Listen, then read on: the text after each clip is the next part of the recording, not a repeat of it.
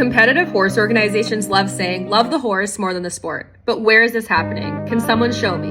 Do we love the horse more than the sport when riders who use hyperflexion and other unethical training methods are winning top spots in international competitions?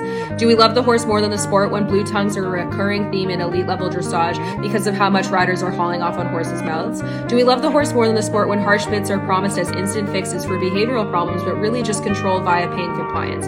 Do we love the horse more than the sport when we justify locking them in stalls for 20 plus hours a day all alone just to keep them safe and sound for competition? Do we love the horse more than the sport when we deprive them of crucial needs in exchange for a 10-cent ribbon?